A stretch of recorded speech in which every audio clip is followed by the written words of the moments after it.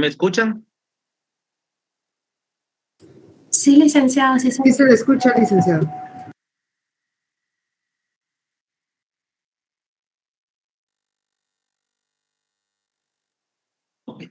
Sí, lo que pasa es que yo no he tenido alguna recepción de audio, pero lo importante es que ustedes me escuchen, aunque también es importante que yo los pueda escuchar, porque esta es eh, la última clase,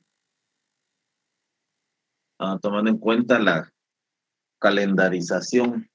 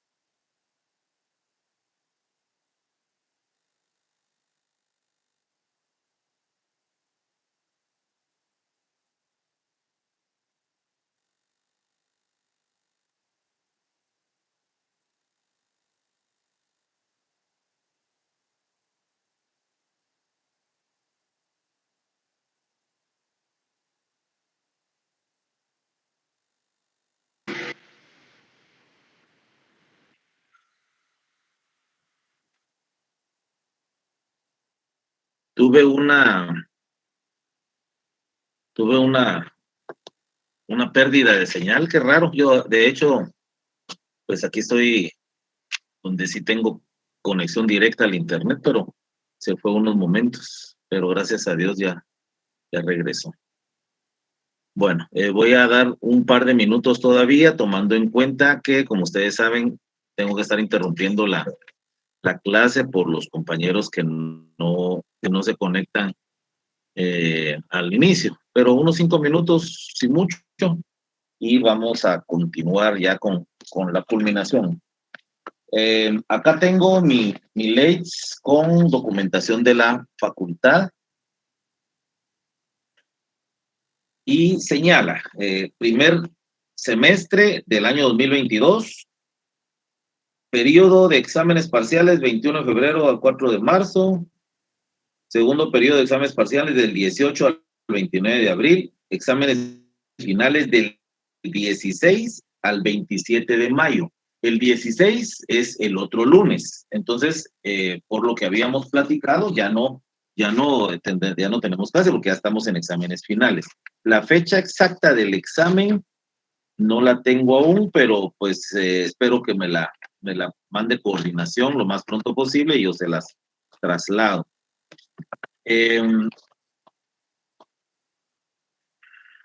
Ya les mandé notas del segundo parcial.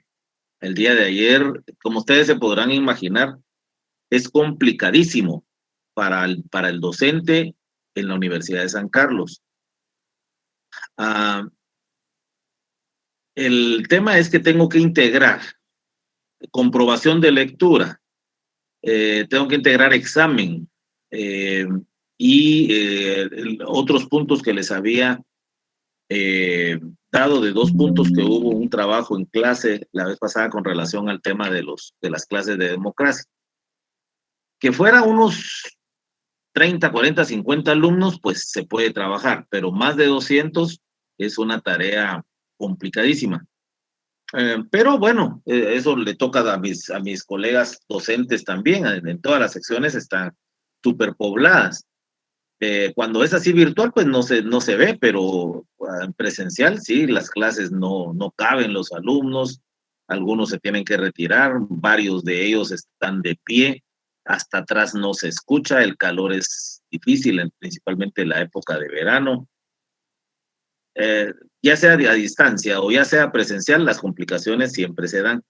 Y el tema es que las calificaciones también son complicadas. Lo único que yo pues sí trato en mis calificaciones de ser justo, en no, por no calificar o por no darle tiempo a la calificación, ponerle una nota que usted no merece, ya sea más baja de lo que merece o más alta de lo que merece.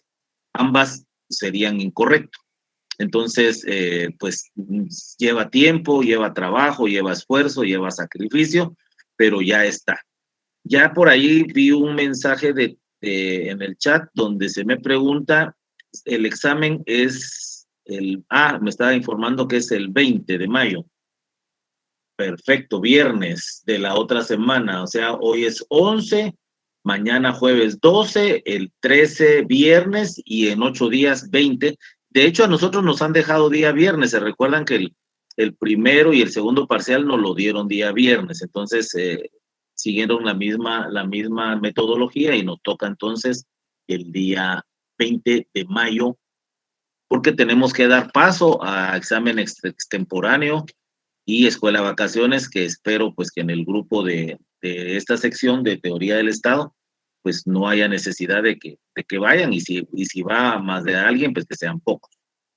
Por el sistema de evaluación que estamos utilizando con formulario de Google, como les comentaba, por la cantidad tan grande de alumnos, con la respuesta de múltiple, o sea, responder de 4 opciones la que considere que es la correcta. A las 3 de la tarde, el parcial. Gracias, Paulo René, muy amable por la información. Sí, a mí no me la han oficializado, pero también por falta ¿cómo se llama?, de tiempo, yo no le he preguntado a la coordinadora en relación a esto. Hoy tuve una audiencia judicial a las 11 en un juzgado de femicidio y entonces, pues yo sabía que sí me iba a dar tiempo, pero igual me tuve que venir un poco, eh, pues para venir puntual, ¿verdad? Me tuve que venir rápido para venir puntual. Y entonces no he tenido tiempo de llamar a la coordinación para que me den ese dato, pero ustedes ya lo tienen. Qué bueno. Entonces, vamos a empezar la clase. Miren, yo no sé cómo usar a veces mis analogías. Yo tengo un médico que es un internista que él usa mucho la analogía. Y yo también acostumbro usar mucho la analogía. Esto consiste en poner ejemplos que se pueden utilizar como el caso concreto. La vez pasada estábamos hablando con mi médico, me decía, mire, el problema de mantener el ácido úrico alto, aunque usted no tenga dolor, es como que, por ejemplo, usted se va a tirar en un tobogán, me dice, en una piscina, usted está solo en calzoneta, pero en la piscina tiran sal o tiran azúcar, granitos, ¿no? Si usted se lanza, se va a raspar. Pues eso mismo pasa con el organismo. Entonces, él utiliza ese tipo de analogías. Y yo uso también analogías cuando doy mis clases o cuando platico. A veces, inclusive, hasta en una audiencia podría utilizarse un ejemplo. Y yo les quiero decir algo. El curso de teoría del Estado, yo no sé cómo ustedes lo puedan ver, pero es a mi criterio, no porque yo esté impartiendo ese curso, sino a mi criterio es uno de los pilares fundamentales de toda la carrera. Hay otros que son bien importantes, como los cursos de introducción al derecho 1 y 2. Son fundamentales porque ahí a nosotros que nos estamos involucrando en el estudio del derecho, en la introducción al derecho nos tiene que enseñar en sí qué estamos haciendo en esta facultad.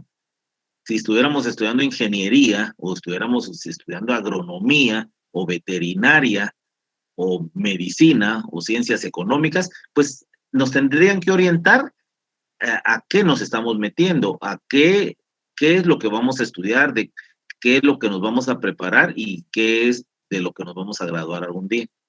Pues en el derecho, por eso les decía que estos 2 cursos de introducción al derecho son importantísimos. A veces suele pasar que los docentes no son pues lo mejor de lo mejor y pues tal vez no nos supieron enseñar Por otro lado, hay docentes de mucha experiencia, de mucha capacidad, de mucho conocimiento, de mucha eh, vocación de maestro, pero el problema es el alumno o algunos alumnos que no le ponen interés, no le ponen atención, no tratan de aprender, no preguntan, no, no salen de dudas y entonces pasan esos dos cursos, muchos lo ganan, algunos lo pierden, pero pasan esos dos cursos desapercibidos. Luego viene otro curso importantísimo que lo están recibiendo, que es la teoría del proceso. Y es tan importante porque en sí el abogado normalmente en un gran porcentaje de su ámbito de aplicación de su profesión va a ser en un proceso administrativo, en un proceso constitucional, en un proceso laboral, en un proceso civil y mercantil, cualquiera sea.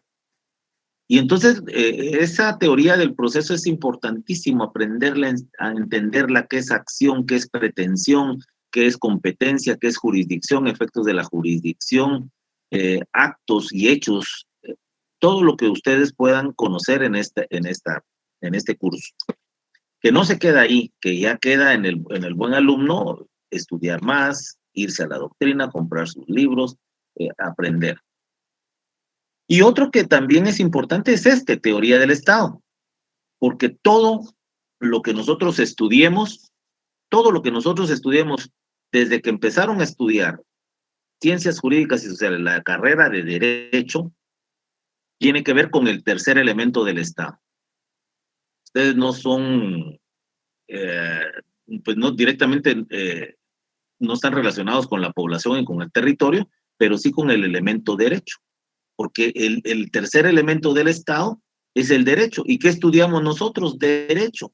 Entonces, se pueden imaginar que el abogado y notario, el estudiante de leyes, estudia uno de los elementos fundamentales del Estado, que es el derecho, que es el ordenamiento jurídico, que es la constitución, que es la administración pública, que es el gobierno o tipo de gobierno, que es el funcionario público, los órganos del Estado. O sea, vean tan importante realmente que nosotros, ustedes y yo, estudiamos un elemento fundamental de el Estado, que es el derecho. Tan importante como la población y tan importante como el territorio. Porque sin territorio no hay Estado y sin población no hay Estado.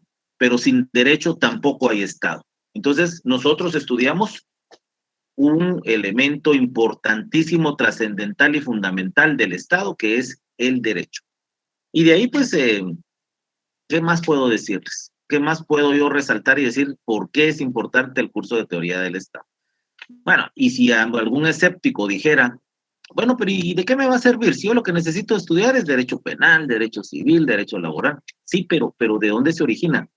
Todo tiene que ver con el Estado. De hecho, todas las ramas del derecho o son del derecho público o son del derecho privado, ¿verdad? O sea, tienen su clasificación y eso lo aprenden ustedes cuando reciben cada uno de los cursos de las ramas del derecho. Se ubican en el ámbito del derecho público o en el ámbito del derecho privado.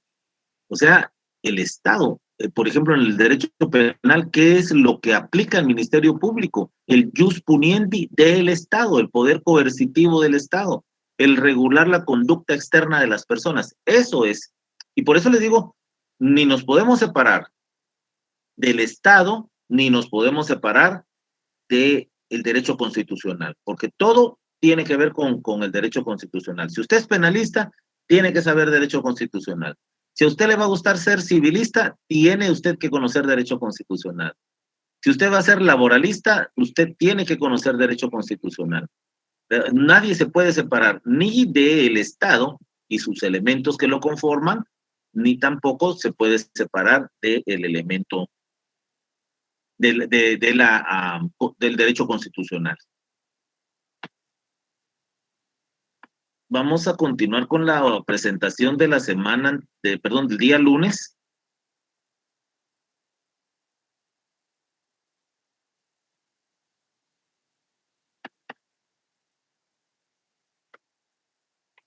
Nos quedamos en el organismo legislativo dentro de los órganos del Estado.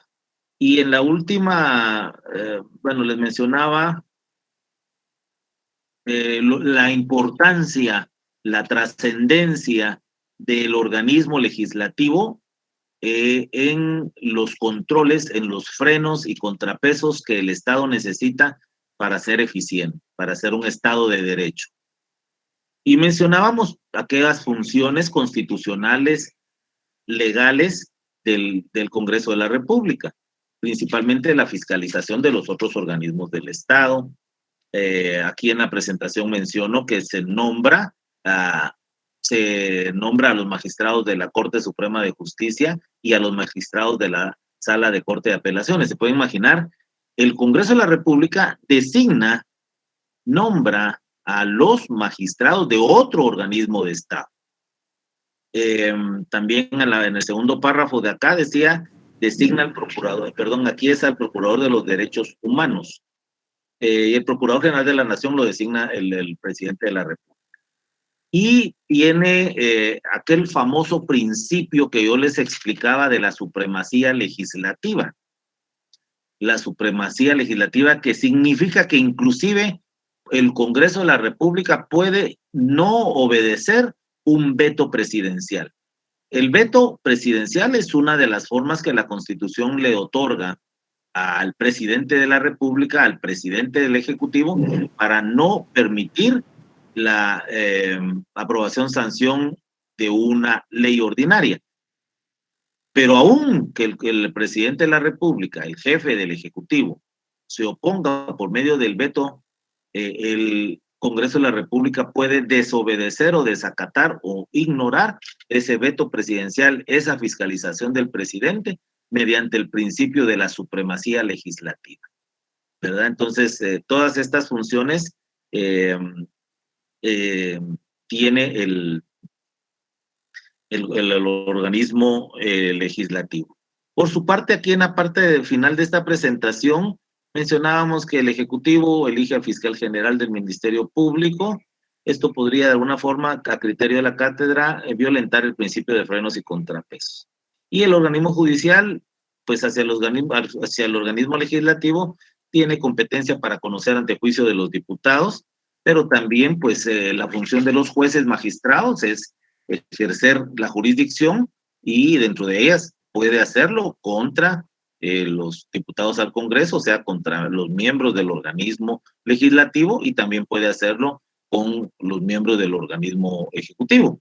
Si no, veamos, hay un presidente, un expresidente de la República privado de su libertad, hay una ex vicepresidenta de la República privada de su libertad, hay exministros de Estado privados de su libertad, ya sea porque tienen un proceso penal vigente o porque ya fueron condenados.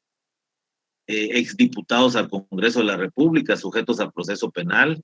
O sea, parte de los frenos y contrapesos entre los organismos de Estado. O sea, uno de ellos fiscaliza a los otros dos, el otro fiscaliza a los otros dos, y así se cruzan en la fiscalización. No obstante ello, hemos podido evidenciar en una forma muy puntual que el organismo legislativo es el que tiene evidentemente mayor grado de fortaleza de fiscalización, ¿verdad? Según lo ha establecido la propia Constitución.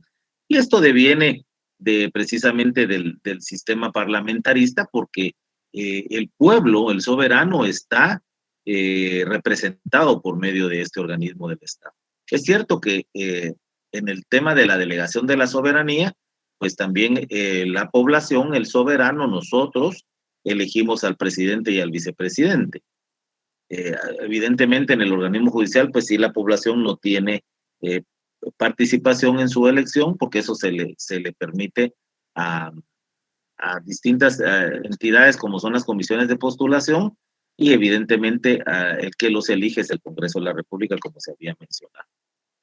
Y también indicamos que aparte de estar regulado el Congreso de la República o el organismo legislativo como un órgano de Estado en la Constitución Política de la República de Guatemala, como debe ser, por supuesto, porque todo Estado de Derecho en su Constitución tiene que tener por lo menos dos partes importantes. La parte dogmática, que es la que regula los derechos fundamentales, los derechos humanos, los derechos constitucionales que se le deben otorgar a los ciudadanos, a los administrados, a la población.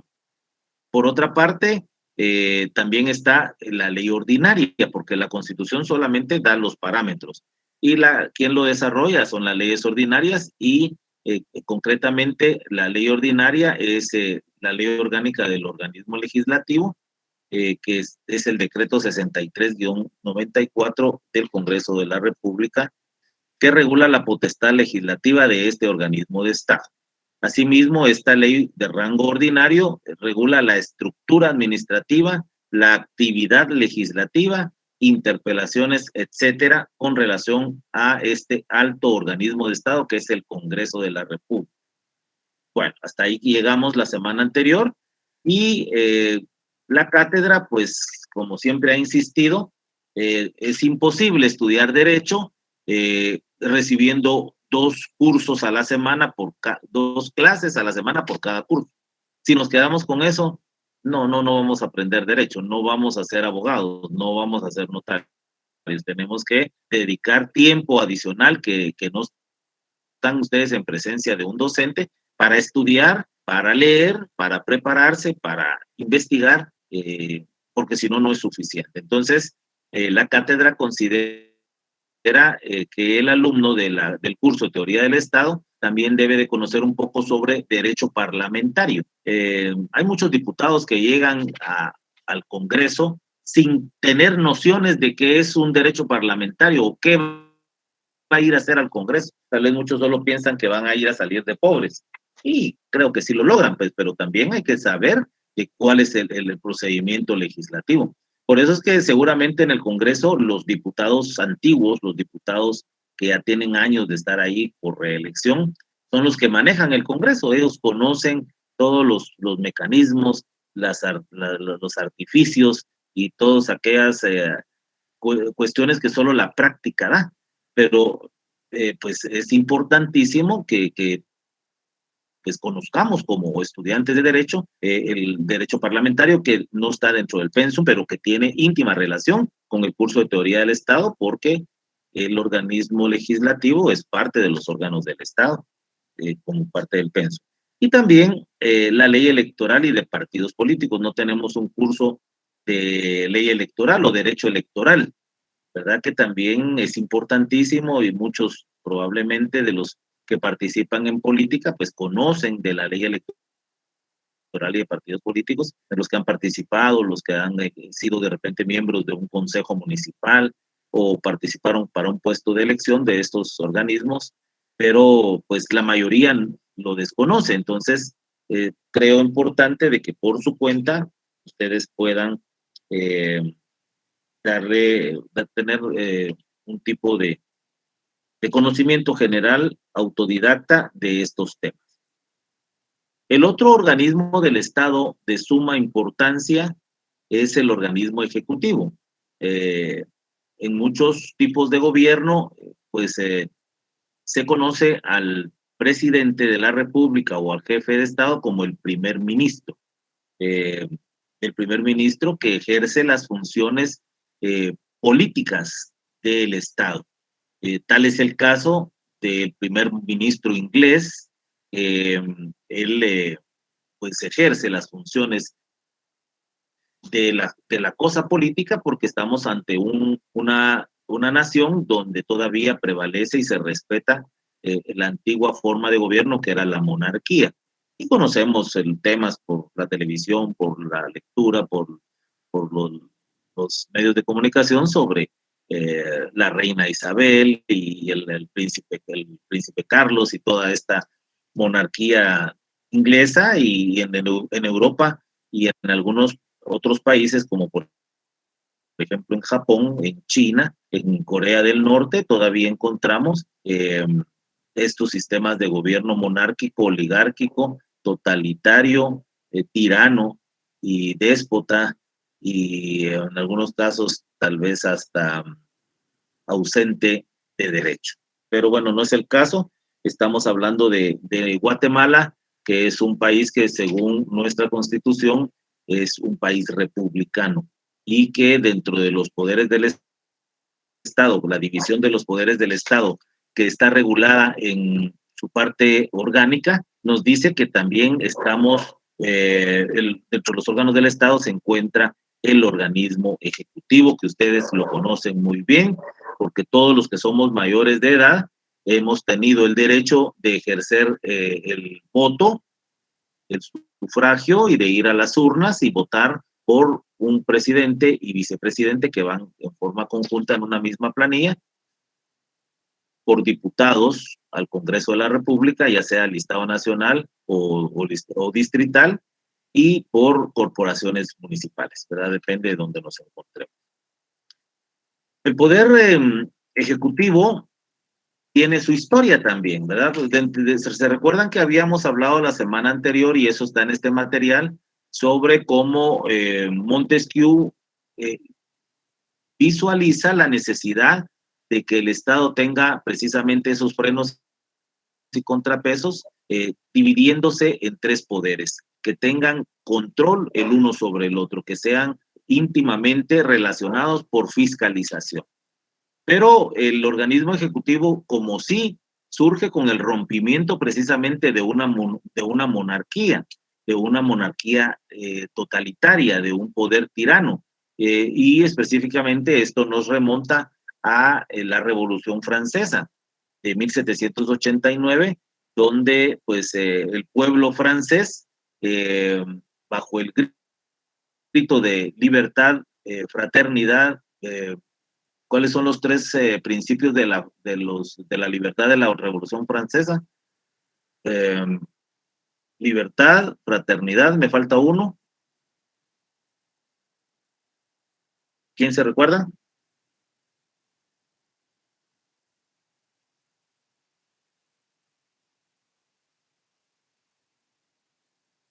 Espero no estar en un monólogo. Igualdad, licenciado. Creo que es igualdad, licenciado.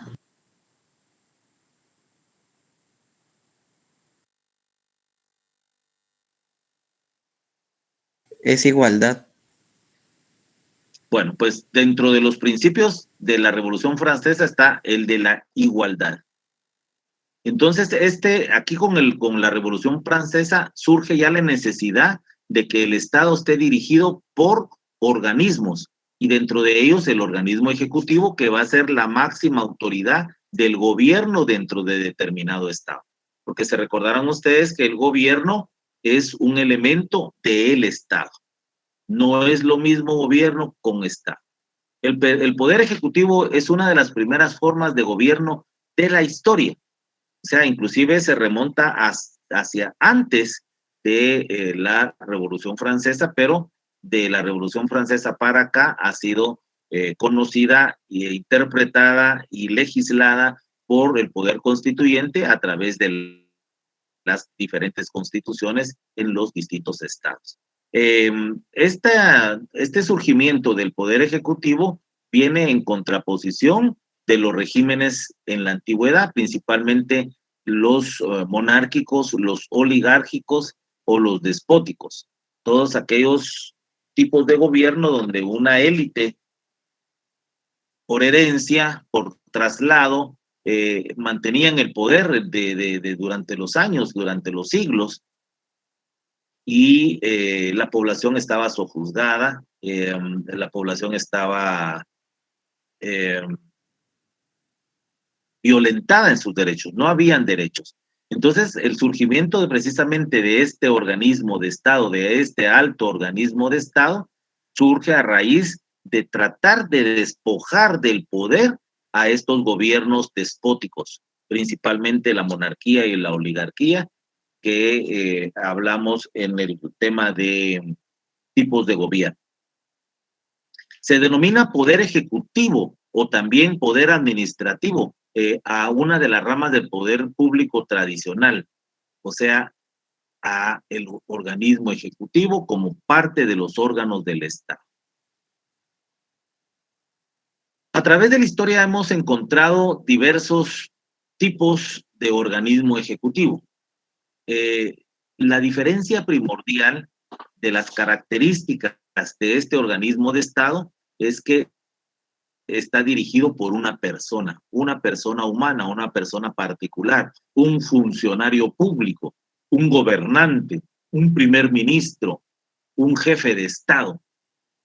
Por ejemplo, en la monarquía, esta figura la ocupaba el rey, el sultán, el emperador, como lo hemos visto inclusive en las series de Netflix, donde vemos que la monarquía solamente el rey le traslada el mando al príncipe, al primogénito varón, y este a su vez a su primogénito varón, y violentando todos los principios democráticos y constitucionales como el derecho de la igualdad, el derecho a la libertad, el derecho a elegir y ser electo, y muchos derechos fundamentales que se conocen y se respetan hoy en día. La alternatividad en el poder, por ejemplo, no mantener en un Estado democrático a un gobernante por mucho tiempo. Y por eso vemos cómo las tiranías o el poder en pocas manos o en un personaje vuelve a un tirano. Por los libros, por la televisión, por las redes sociales, hemos podido conocer un poco de cómo es la tiranía que se vive en Corea del Norte o en República Popular China, que es el país económicamente más fuerte del mundo, pero ¿será que necesariamente su población está disfrutando de esas bondades, de esa bonanza que tiene la República Popular China? Si no, veamos que la República de Taiwán, que es la que se divide de la República Popular, tiene un sistema de gobierno distinto, un sistema de gobierno, entre comillas, capitalista. Y los sistemas, la gente que vive en Taiwán es una gente próspera, es una gente con dinero, con un nivel de vida distinto a sus paisanos que viven en la Gran República Popular. Podríamos ver lugares democráticos, entre comillas, constitucionales, entre comillas, más cercanos. Siempre menciono de ejemplo porque no tengo otros. Nicaragua y Venezuela, Cuba, por ejemplo, ¿verdad? Donde Fidel Castro, después de una revolución contra Batista, en la cual pretendía despojar del poder al tirano al que se estaba perpetuando, y resulta que él lo hizo y pasó gobernando la isla durante toda la vida. Y luego le hereda a su hermano Raúl el poder, o sea, increíble, pero todos los pilares de la democracia, de lo que inspiró Montesquieu al pretender la división de los poderes, se vienen abajo. Y podríamos encontrar muchos ejemplos de donde no funciona, que no se cumpla con estos principios democráticos de la alternatividad en el poder. Si existiendo alternatividad en el poder existe corrupción, existe narcotráfico, despotismo, nepotismo, inclusive, ¿cómo se llama esto? Demagogia por parte de los gobernantes, porque disculpen que hable esto, antes no se podía, pero nuestro propio gobernante, el doctor Yamatei, es un demagogo profesional, ¿verdad? Porque si usted lo escucha, si no digamos un extranjero lo escucha, le cree porque él le dice que Guatemala es el país de las maravillas o la isla de la fantasía y le creen. Pero nosotros que vivimos en esta realidad sabemos que no es cierto y sabemos que él es un demagogo, él es un mentiroso profesional, ¿verdad? Entonces, y así como él encontramos una serie de gobernantes, de funcionarios que tienen muchos pincelazos de aquellos famosos gobernantes de otros tipos de gobierno, como los que mencionábamos hace un momento.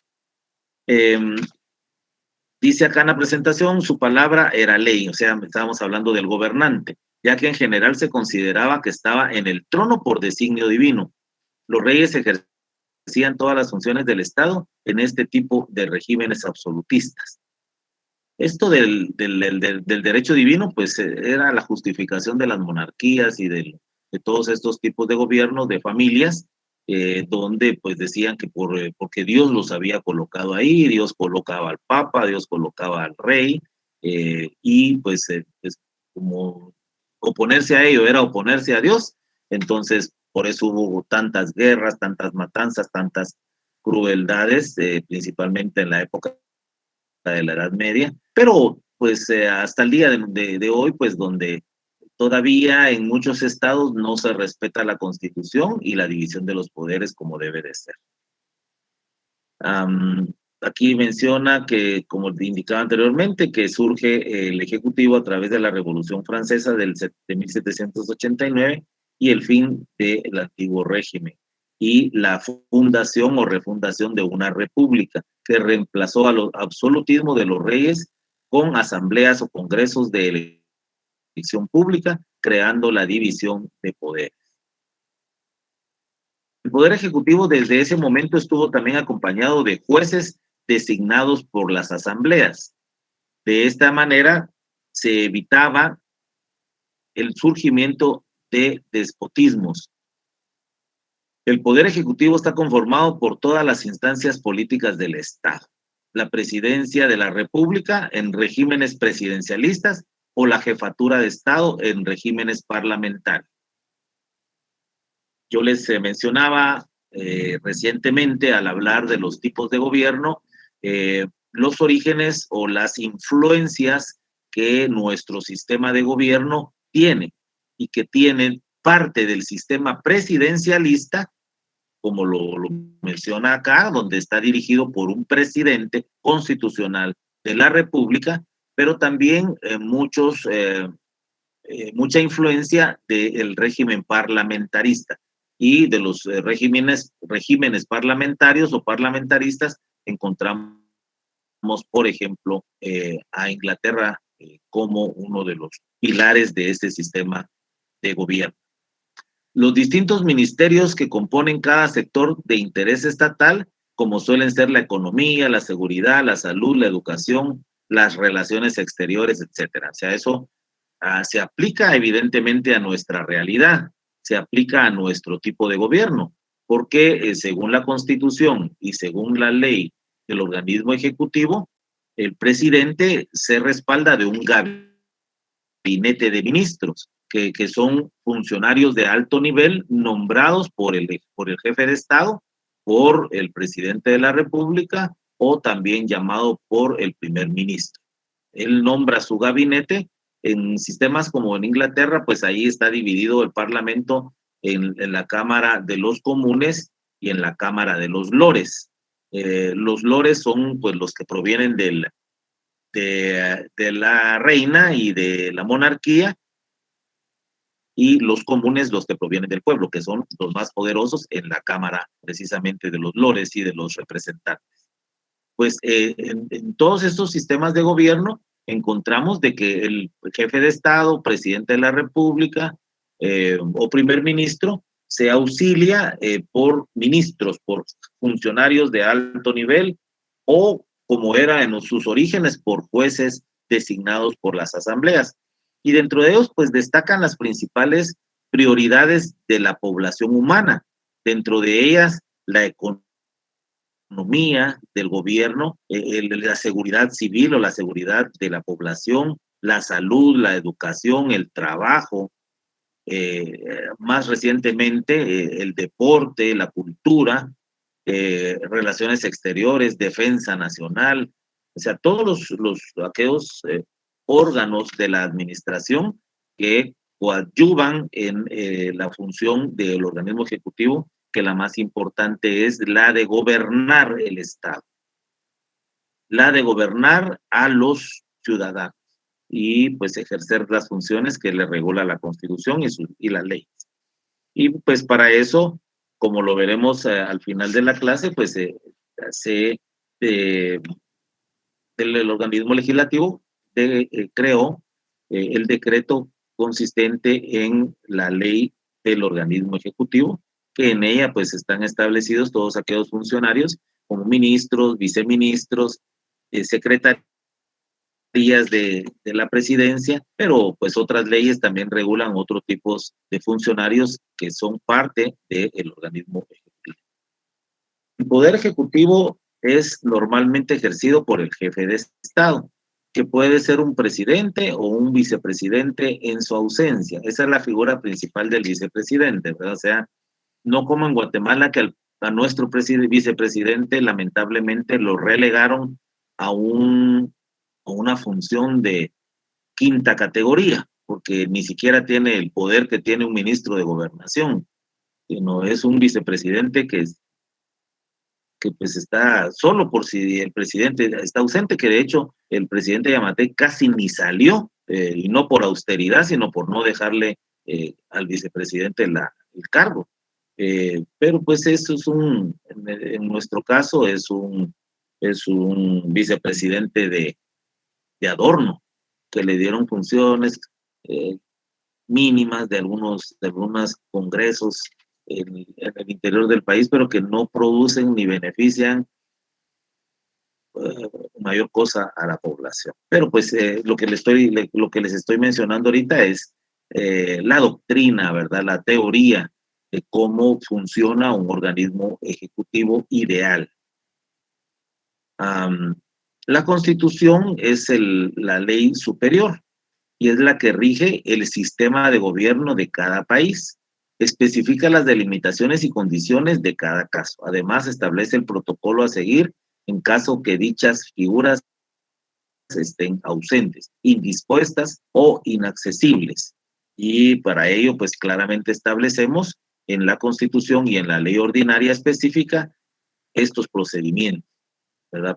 De hecho, encontramos en Guatemala el famoso privilegio del antejuicio, ¿verdad? Que se tiene que despojar al cargo este privilegio para poder ser investigados y juzgados como cualquier persona dentro de la población del Estado.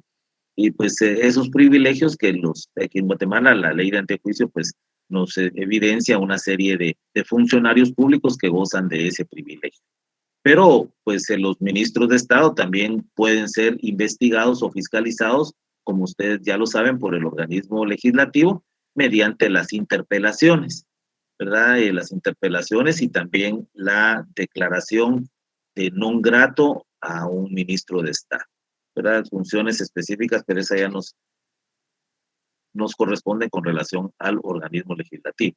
Con relación a las formas de la renovación o la traslación del poder por parte del jefe de Estado, en los regímenes democráticos, como por ejemplo es el nuestro, es la elección popular. O sea, en nuestra Constitución establece que cada 4 años debemos ser convocados los guatemaltecos con el derecho de votar, que somos todos los mayores de edad y que estemos debidamente empadronados y que estemos en el libre goce de nuestros derechos civiles y políticos. Esos son los requisitos, ¿verdad? Para poder ejercer el sufragio, el voto y poder contribuir a eh, esta teoría de los frenos y contrapesos, eh, eligiendo nuestras autoridades que se deben alternar.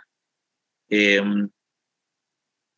la alternatividad en el poder es uno de los procedimientos de los sistemas de gobierno más efectivos.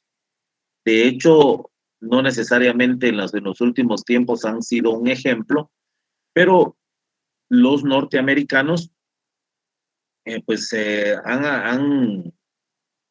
han dado un ejemplo de democracia a otras naciones del mundo, utilizando el sistema presidencialista, donde eligen a un presidente en un estado que es federal. Recuérdense, porque no es un estado unitario, es un estado federal integrado por varios estados, varias federaciones, y por eso su nombre, Estados Unidos de América.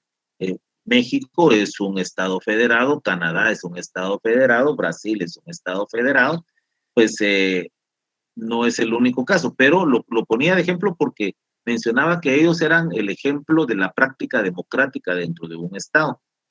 Y casi siempre de los últimos tiempos ha dominado dos tipos de partidos políticos, los republicanos y los democráticos, los demócratas, perdón. Y pues normalmente el votante estadounidense pues elige al Partido Demócrata, haciéndole, como en el caso actual, ¿verdad? Con Biden, que es del Partido Demócrata, y al siguiente periodo, 2 periodos, como venían acostumbrando, pues ya eligen a un presidente del Partido Republicano. Los republicanos, pues son, como aquí en Guatemala podríamos mencionar, que aquí sería la gente tradicional, los conservadores, y los liberales, aquí en nuestro medio, pues sería más o menos el símil con los demócratas en los Estados Unidos. Los conservadores, los republicanos, que son más tendientes a los temas de la moral, de las costumbres, de los principios del hogar, mientras que los liberales o los demócratas más tendientes a la diversidad, a los derechos humanos, a los derechos sociales, que esto tarde o temprano va a tener una revolución a nivel mundial, porque, eh, por ejemplo, estaba sabiendo, hablando todo un poquito, que en México ya se aceptó que no puede haber prohibición en las escuelas públicas y privadas de los niños que tengan alguna diversidad sexual, que pueden vestirse como ellos consideran, lo cual cuando las autoridades son muy restrictivas o muy estrictas, pues aquí el varón es varón y se viste como varón, y la mujer es mujer y se viste como mujer. Todo esto, pues les mencionaba que proviene normalmente de ideologías liberales o socialistas, como se ha practicado en la actualidad.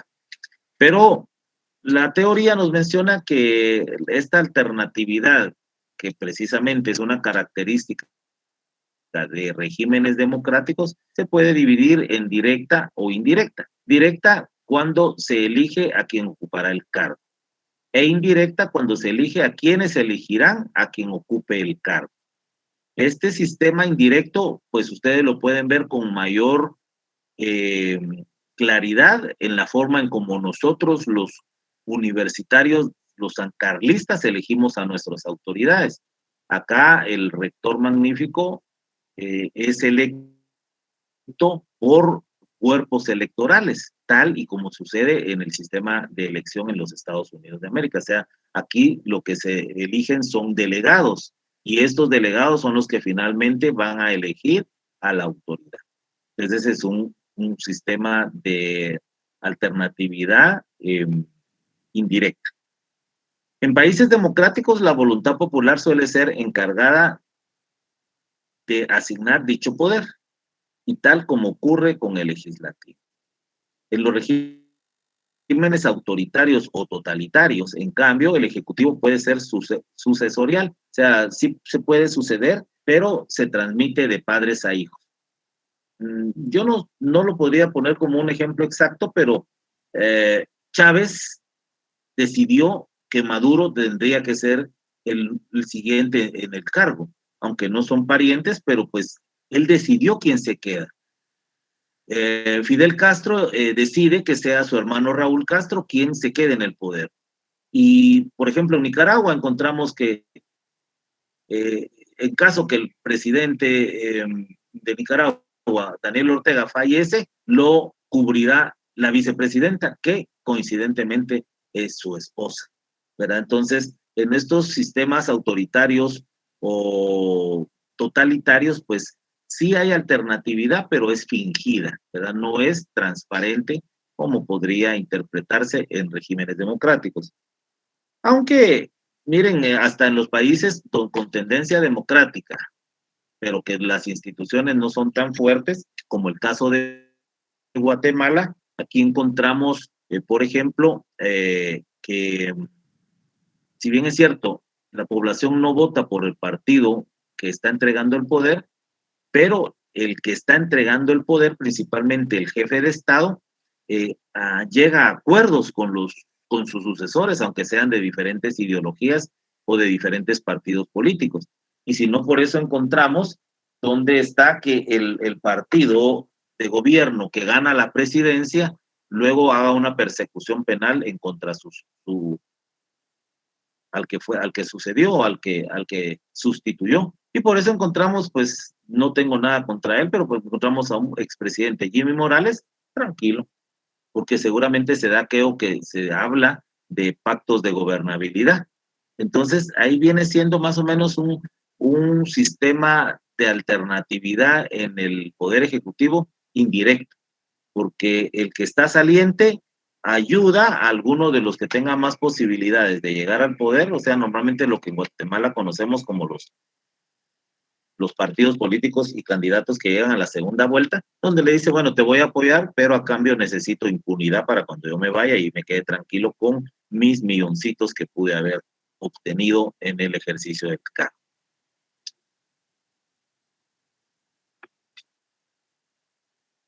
Como todos los poderes públicos, el Ejecutivo requiere de limitaciones para que el Estado mantenga su balance y la democracia se preserve. En ese sentido, se haya sometido a las leyes que emite el Poder Legislativo. Esta limitación es mutua, ya que en algunos casos el Ejecutivo posee también un poder de veto, como es el caso de Guatemala, si considera que una ley es injusta o contraproducente.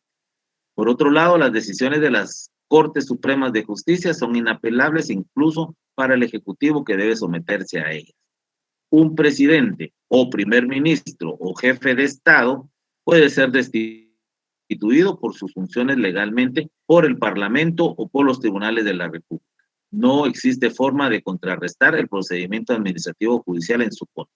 De hecho, se puede desconocer al presidente, ¿verdad? Es una función legislativa que en nuestro caso lo regula la propia Constitución.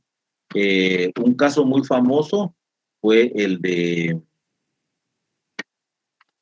creo que fue un gobernante fue de un país de Sudamérica, no recuerdo bien, pero fue Uruguay, donde por locura, por considerarlo incapaz, fue expulsado del Poder Ejecutivo, fue desconocido, ¿verdad? Y de esas son también de los frenos y contrapesos que se aplican en países donde se aplica este principio de la alternatividad en el poder, que es un principio democrático.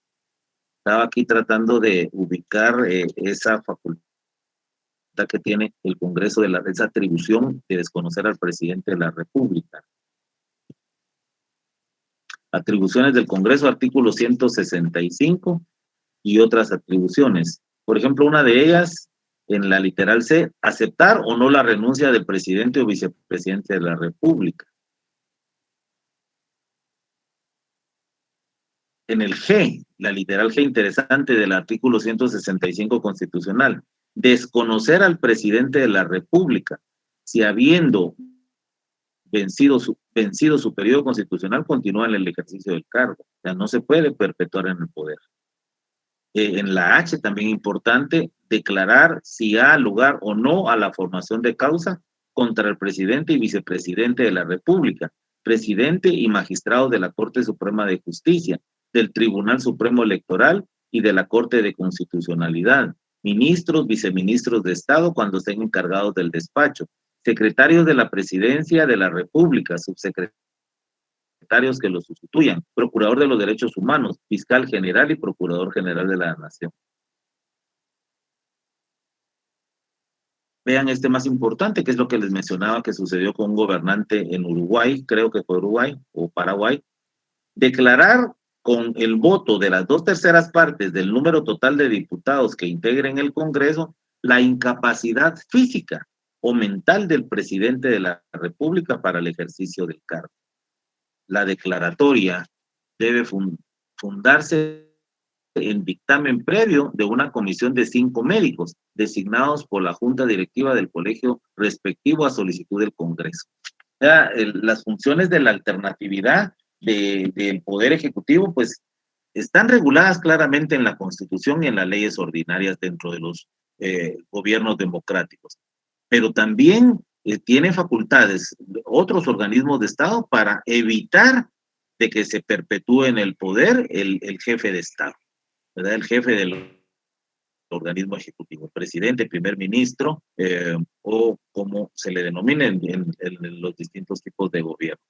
Entonces, se tiene esa facultad de no aceptarlo. De hecho, se comenta que el presidente Biden de los Estados Unidos tiene ya algunas secuelas o está padeciendo de la enfermedad del Alzheimer, que es la pérdida de neuronas que hace, que contribuyen a mantener los recuerdos en la mente. Es una persona declarada como ya avanzado de la enfermedad del Alzheimer, no es competente para dirigir el país más poderoso desde el punto de vista bélico a nivel mundial. Veamos qué pasa, a ver si termina sus 4 años, pero definitivamente otros 4 por la edad y por las enfermedades que adolece ya no va a ser posible.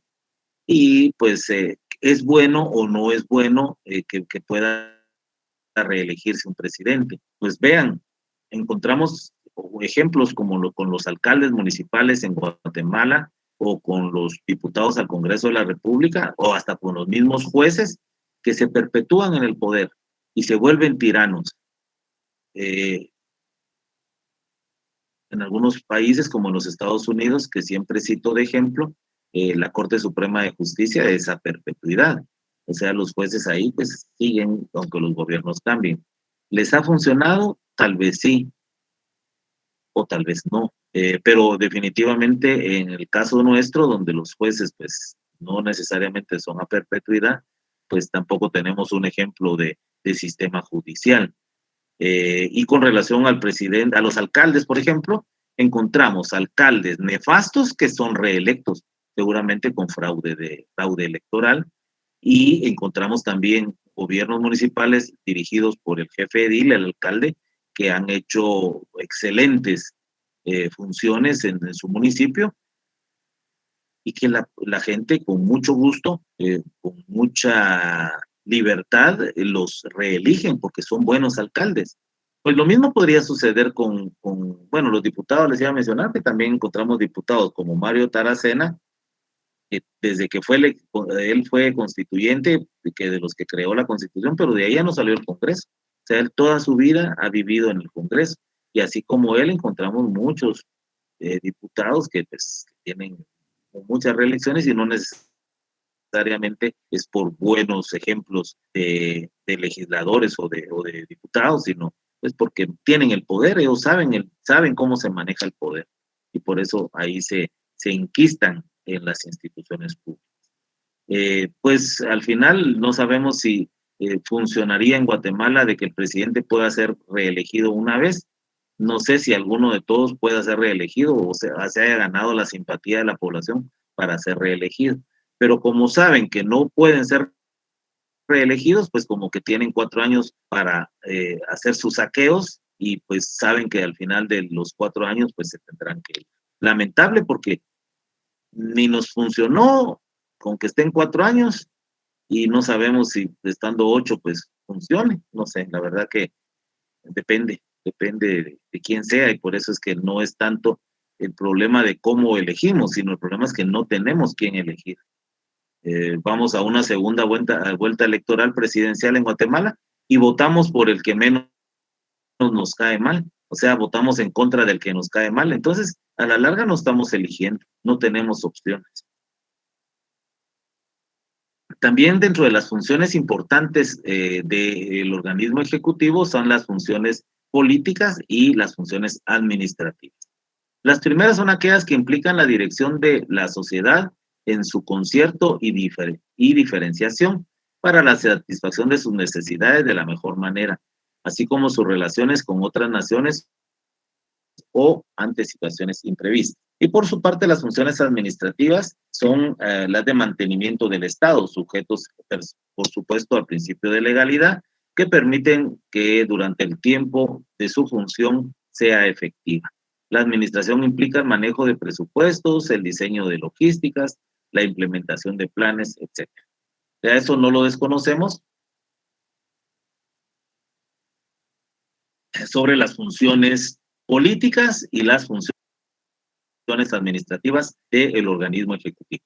El presidente toma decisiones políticas, inclusive en materia de relaciones exteriores y administrativas, como el cambio de personal, de funcionarios, de secretarios, de sus órganos asesores. Entonces, las funciones administrativas pues también son del día a día del jefe de Estado. Evidentemente, como se dice, el jefe de Estado es el jefe del organismo ejecutivo. Entonces, no obstante, la propia Constitución establece que dentro de los organismos del Estado no habrá supeditación entre ellos. Evidentemente, el jefe del Ejecutivo es la cabeza del Estado, es el gobernante, es el que tiene más poder que sus pares, que es el presidente del Congreso o el presidente de la Corte Suprema. Suele ser la encargada de tomar la toma de estrategias de decisiones, siempre teniendo al legislativo y al judicial como contrapesos y como ayuda en pro del equilibrio democrático y republicano. Un Estado sin ejecutivo se considera vacío de poder, es decir, acéfalo. Sin un conductor que planifique su ruta. Sin embargo, el ejecutivo puede ser temporalmente ejercido por otras instituciones como el legislativo en momentos críticos que no suelen durar demasiado. De hecho, hay muchos protocolos. Hay una película, una serie en Netflix que se llama El funcionario designado. Es un ministro de Estado que queda fuera de una reunión del gabinete, del Ejecutivo y de los otros organismos del Estado. Eso es una película, pues, ¿verdad? Pero resulta que ponen una bomba en el lugar donde estaban los tres organismos del Estado y se queda acéfalo el gobierno. Pero tienen a este designado y a él lo nombran, según la Constitución, en esa serie, en esa película de Netflix, como el nuevo presidente de la República. Pues dentro de los protocolos que se tienen de seguridad, por ejemplo, está de que si el presidente sale, el vicepresidente se queda. Si el presidente se enferma, el vicepresidente ejerce. Y si el presidente muere, el vicepresidente pues es el que toma el cargo. De hecho, yo creo que fue no sé si fue en el gobierno de Jimmy Morales, donde se supo que se subieron a un helicóptero ambos, el presidente y el vicepresidente, y fue un escándalo, porque decían, ¿qué pasa si se hubiera caído ese helicóptero, esa aeronave? Pues nos quedamos sin uno y sin el otro. Pues ese tipo de situaciones no pueden suceder. Tampoco puede suceder que como los invitaron a una toma de posesión en otro país, se van los dos. No, si se va el presidente, se queda el vicepresidente. O bien el presidente designa al vicepresidente para que lo represente en alguna actividad que sea de política de Estado. El presidente o primer ministro delega parte de la toma de decisiones a los ministros. Cada uno de ellos se ocupan de asuntos de un área específica, como ya lo mencionaba, salud, economía, relaciones exteriores, etc. Los ministros operan como instituciones burocráticas, formales y jerarquizadas, en las que se organizan y ejecutan las políticas públicas de la nación. Pueden haber tantos ministerios como se necesiten. Los ministros suelen ser propuestos y removidos a voluntad del jefe de Estado. Estos pasajes fueron tomados de la página de internet características.com Poder Ejecutivo. Con relación al fundamento legal, la Constitución Política de la República de Guatemala, como ya sabemos, en su parte orgánica, específicamente en el capítulo 3, del título 3, que se refiere al Estado, regula lo que es el poder ejecutivo. Artículos 182 al 202. Y solo me señalándolos muy puntualmente, si ustedes lo tienen pues a la mano, también lo podrían consultar. El artículo 182 refiere a la presidencia de la República e integración del organismo ejecutivo. El presidente de la República es el jefe del Estado de Guatemala y ejerce las funciones del organismo ejecutivo por mandato del pueblo, el soberano. El presidente de la República actuará siempre con los ministros, en consejo o separadamente con uno o más de ellos. Es además el comandante general del ejército.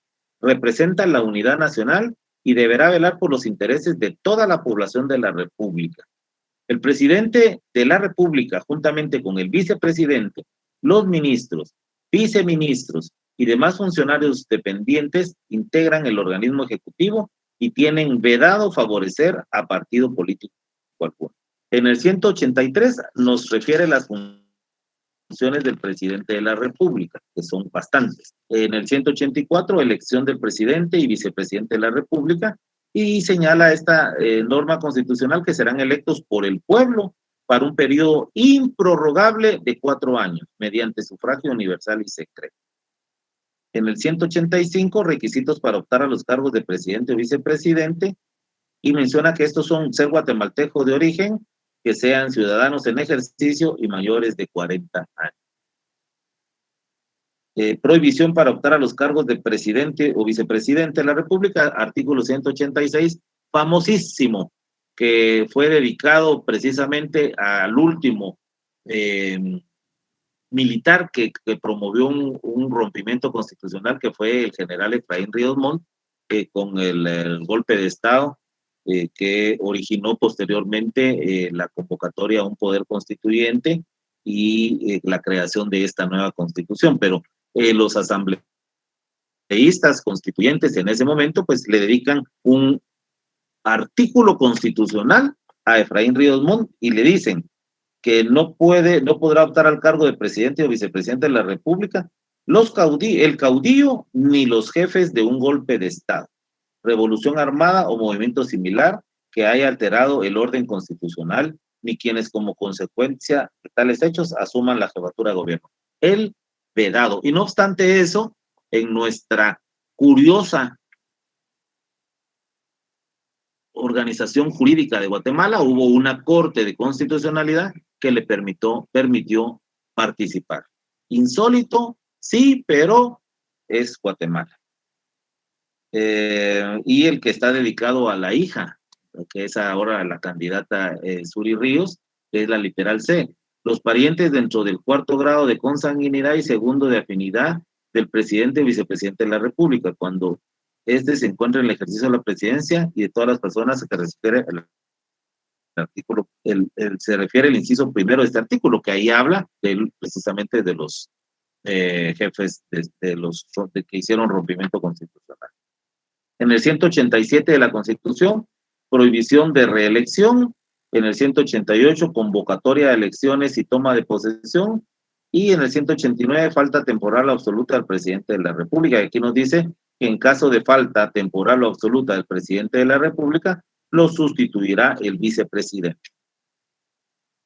Asimismo, está también la ley del organismo ejecutivo. Yo la tenía separada, sí, acá la tengo, que es el decreto número 114-97, y pues que es la ley que se utiliza para la conformación del organismo ejecutivo y nos menciona, por ejemplo, la autoridad superior del organismo ejecutivo es el presidente de la República.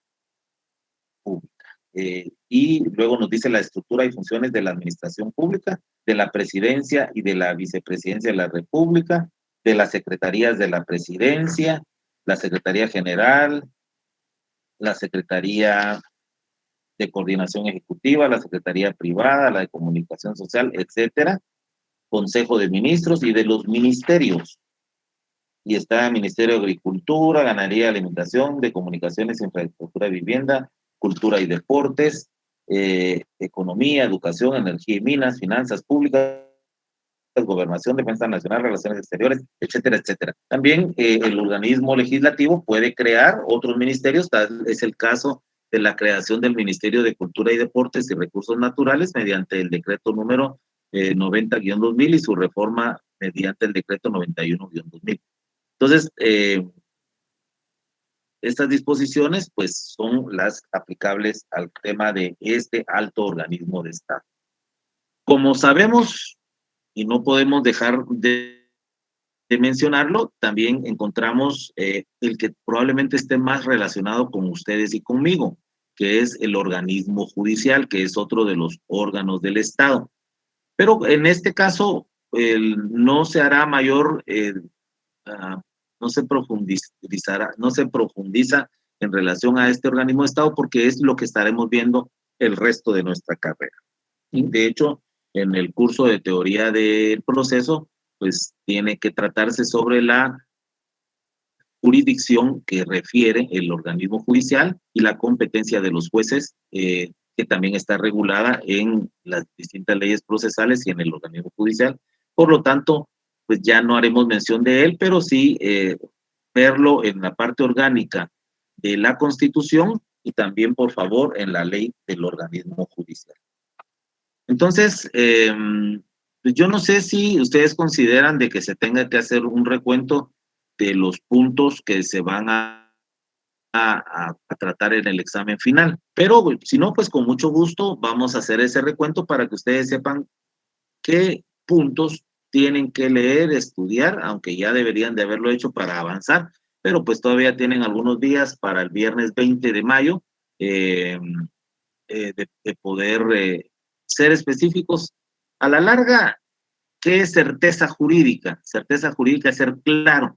Entonces, si nosotros estamos estudiando derecho, pues seamos claros. ¿Y qué es ser claro? Decirles, estimados estudiantes, va a venir esto, esto, esto y esto. El no hacerlo sería que no tendríamos claridad ni ser certeros. Y como no estamos jugando a perder, sino estamos, pues, todos estamos comprometidos a aprender y a ganar, aprender de los temas de los cursos y ganar los cursos y tener buen promedio y eventualmente ya cuando cerremos pensum, seguir con los procedimientos y poder optar a graduarnos como abogados y notarios. Carlos, me está pidiendo la palabra, por favor, con mucho gusto. Buenas tardes, Lick. Disculpe, las diapositivas nos va a compartir.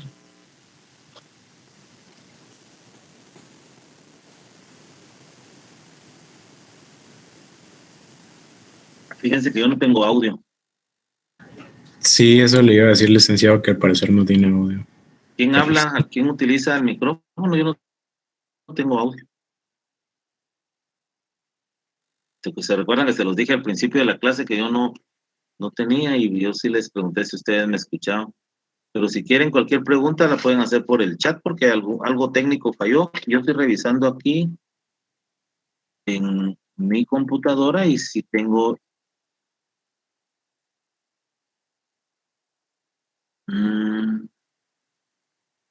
¿Ahorita hable? Ahora sí, Lick. Ahora sí, es.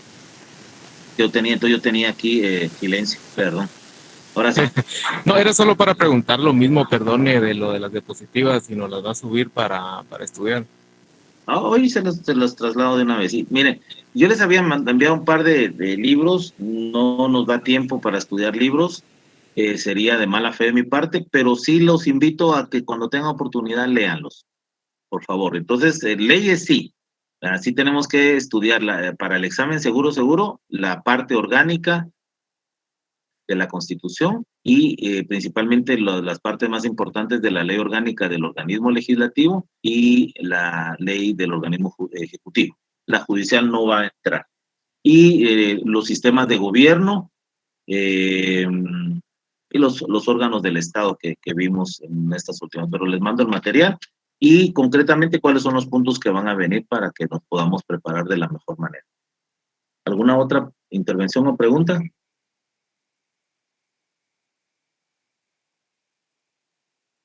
Muy bien, entonces, pues hoy son las 3:31. Lo que les pido Su agradecimiento es principalmente no nos estamos despidiendo. Pues nosotros los docentes interinos, yo no soy docente titular. Ustedes saben que los docentes titulares en la facultad son por oposición y las convocatorias para oposición pues ya tienen años. Los decanos de las facultades que no sacan los concursos de oposición. Estos son temas políticos que no viene al caso platicarlos el día de hoy. Pero pues como los docentes que no somos titulares con plaza, entonces semestre a semestre pues podemos no ser asignados a determinado curso. Aunque yo tengo años de trabajar para la facultad. Pero en todo caso, pues con varios de ustedes, a lo mejor, pues hasta este curso tenemos comunicación, pero seguramente en el transcurso del futuro, en alguna institución, en algún tribunal, inclusive como cualquier duda que ustedes puedan tener en un futuro y ustedes crean que yo podría apoyarles o ayudarles en algo, por favor, se los digo con toda sinceridad y de corazón, cuenten conmigo. Si usted necesita pues consultarme algo, mire qué opina, inclusive de otro curso. Yo pues no soy todólogo, no sé de todo, pero por base a mi experiencia ya de 27 años de graduado, pues algo puedo aportarles. Cuenten conmigo, tienen mi número de teléfono y si yo tengo el tiempo, pues con mucho gusto los puedo atender. Espero que ganen todos, pero tal vez no va a ser posible, pero sí que ganen la mayoría. Me parece que los punteos están bastante buenos, o sea, tal vez por el tipo de exámenes, qué sé yo, o tal vez ya han estudiado y pues han salido bastante bien. Estaba viendo las notas, que la mayoría tienen posibilidades de ganar, si no es que todos. Mi número de teléfono lo voy a poner aquí en el chat, aunque está en el grupo de WhatsApp, pero es el 5318-1381, ese es el que más utilizo, pero también tengo el 4028-4038. Antes le preguntaban a uno, mire, ¿usted es de Tigo o es de Claro? Porque depende, el servidor era como cobraban o no cobraban las demás, pero ahora creo que ya no tenemos ese problema. Los dos son de Tigo. Pues esos son mis números de teléfono y estoy para servirle. De todos modos, nos vemos la próxima semana, el día viernes 20, a las 3 de la tarde para remitirles su examen. Y los que tuvieran después de ese examen final la necesidad de recuperación, pues todavía nos podemos ver por ahí. Entonces, fue un gusto hablar con ustedes. Evidentemente no los conozco por el sistema de a distancia, pero siento como que sí. Así hubo esa relación docente-alumno. Entonces, y pues con las disculpas del caso, que en alguna ocasión pues no pude dar la clase, pues yo les he comentado, soy un abogado litigante, y en algunas ocasiones pues mi trabajo me ha imposibilitado y ustedes no se imaginan cuánto me toca correr a veces los lunes y los miércoles para pues, llegar puntual o estar en algún lugar. En alguna ocasión recuerdo que hasta en un McDonald's di la clase, pero pues es parte de los gajes del oficio. Mucho gusto saludarlos, pasen buena tarde, nos vemos la próxima semana y les mando el material y el contenido del examen. Y gracias por sus palabras escritas que estoy leyendo aquí en los mensajes de la plataforma. Gracias, licenciado. Feliz tarde. Feliz tarde, licenciado. Licenciado, feliz tarde. Gracias.